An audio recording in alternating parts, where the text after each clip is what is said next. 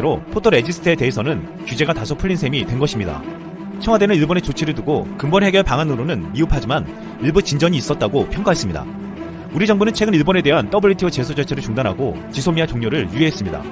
이에 일본도 24일 한일 정상회담을 앞두고 대화에 어느 정도 의지를 보인 것으로 보이고 있습니다. 최근까지도 일본은 한국 측의 수출 규제와 지소미아는 별개라고 하며 쉽게 타협할 의사를 보이지 않았습니다.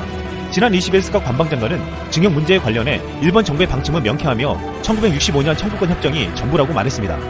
이 발언은 문희상 의장의 제안에 대한 답변으로 기업과 일본의 입장에 맞게 처리하겠다는 의지를 드러낸 것으로 보였습니다. 또한 지소미아 종료 이전에 일본이 먼저 수출 규제를 완화할 수 있다며 대화를 제의해왔지만 일본 경제산업성의 한 간부는 마이니치 신문의 수출 규제 재검토에는 몇 년이 걸린다고 말했습니다. 정작 지소미아 종료를 위해하자 그 수출 규제가 몇 년이 걸린다는 말은 우리를 당황하게 만들 수밖에 없었습니다. 일본은 겉으로는 수출 규제의 카드를 만지며 큰 권한이 있는 것처럼 보이지만 일본 내의 상황은 점점 악화되어 가고 있습니다. 지난 20일 일본 대마도가 최근 한국 관광객 90%가 급감하면서 현지 주민들이 울상을 짓고 있다며 마이니치 신문이 보도했습니다. 대마도의 한 텅 빈 기념품 가게 종업원은 인터뷰에서 기도하는 마음으로 한일 관계가 좋아지기를 기다릴 수밖에 없다며 한탄했습니다. 일본 스가 관방장관은 19일 정례 기자회견에서 국민 간 교류와 지자체 간 교류는 앞으로 확실히 계속해 나가야 한다고 말했습니다. 이는 지난달 방일 한국 관광객이 65.1%가 급감했다는 발표 이후의 발언이어서 더욱 주목받았습니다. 지금 한국 관광객이 안 오는 일본 관광지들은 피해를 호소하다 못해 이제는 신음소리조차 못 내는 상황이 되고 있습니다. 이번에 일본이 수출 규제를 푼 포토레지스트는 90%를 일본에 의존하는 반도체 소재였습니다. 일본은 수출 규제 이후에도 6건의 수출 허가를 냈는데 포토레지스트는 반도체 생산 외에는 쓸 수 없어 마땅히 규제할 명분이 없었기 때문입니다. 이미 삼성전자는 벨기에산 포토레지스트를 수입하며 부적분을 내온 바 있습니다. 한국에 수출하던 일본의 반도체 기업들은 오히려 큰 고객을 이를 위기에 놓이며 회사의 존폐를 걱정하고 있습니다. 일본 정부가 계속 수출 규제를 강행한다면 앞으로 피해를 입는 것은 일본의 기업들이었습니다. 그럼에도 일본 아베 정권은 피해를 보는 자국 기업들의 목소리는 전혀 의식하지 않고 있지만 현재 가장 무서워하는 것은 한국 국민들입니다. 일본은 한국 국민들의 자발적인 일본 불매운동, 일본 여행 보이콧으로 예상치 못한 큰 피해를 입고 있습니다. 한국 국민들은 일본이 수출 규제를 풀어도 일본 불매운동은 중단하지 않겠다고 말하고 있습니다. 일본의 이번 조치에 대해 한국 네티즌의 반응은 뜨거웠습니다. 안 사요. 그러든가 말든가. 완화 같은 소리 하네. 됐어. 지소미아 연장 끝. 일부 간보네요. 완전 철회 없으면 종료죠. 필요 없는데 우리 이미 개발 중인데. 일제 불매 아직 시작도 안 했다. 영원히 해줄게요. 의리 가백에 갑질하는 꼴. 일본은 숙제검사 맡은 학생처럼 관계가 역전됐음. 일본을 상대로 이런 멘트를 날리는 정부를 보게 될 줄이야. 풀어봤자 언제 또 막을 줄 알고 거래를 트겠냐. 늦었어. 돌아가. 한국 네티즌들은 역시 만만치 않았습니다. 아직까지 팩트는 이렇습니다.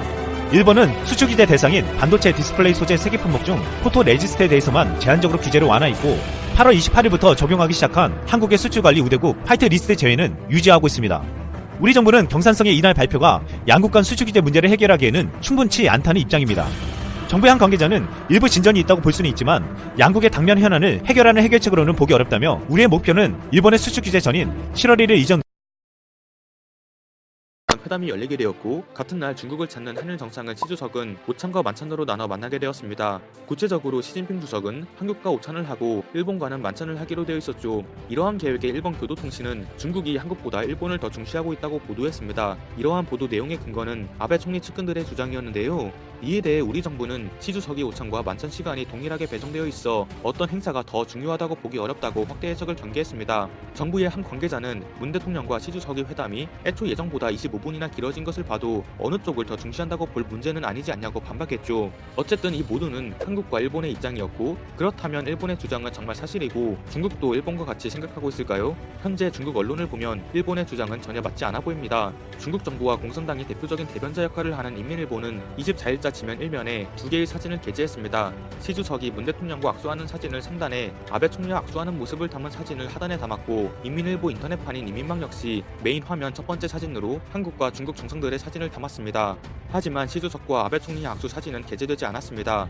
또 다른 중국 관영 언론 신화통신 인터넷판에는 문재인 대통령이 시 주석과 리커창 중국 총리와 함께하고 있는 모습을 별도로 게재하면서 중일 간 정상회담 보도와는 전혀 다른 배치를 보여주었습니다. 심지어 전날 저녁 중국 관영 중앙 CCTV 메인 뉴스에도 홈뉴스는 한중 정상회담 내용이 차지했죠. 시 주석이 아베 총리와 만난 내용은 이에 덧붙여 소개되었습니다. 이렇게 중국 언론들이 베이징에서 열렸던 한중, 중일 간 정상회담 내용을 대서특필하며 삼국 협력의 중요성에 의미를 부여하고 있는 가운데 특히 한중 관계 밀착에 힘을 준 점은 주목할 만한 부분이며 일본이 보도한 내용과 것과는 상반된 것인데요. 사드 배치와 관련해 중국 정부의 한류 금지령이 내려졌을 때와 완전히 달라졌으며 한국 측이 공항에 도착했을 때도 외교부가 맞이하며 제대로 영접을 했습니다. 실제로 정상회담에서 시 주석은 한국과 중국은 아시아에서 나아가 세계에서 무게감과 영향력이 있는 나라라며 우리는 양자관계가 보다 더 좋게 발전하도록 하는 데 공감대가 있다고 밝혔습니다. 정상회담이 끝난 후 앞서 말했듯이 중국 관영 매체들은 양자관계 개선에 큰 관심을 표명했고 이례적으로 신속히 보도를 진행하려 노력했습니다. 결국 한중 간 밀착 분위기는 중일 회동보다 무게감이 더욱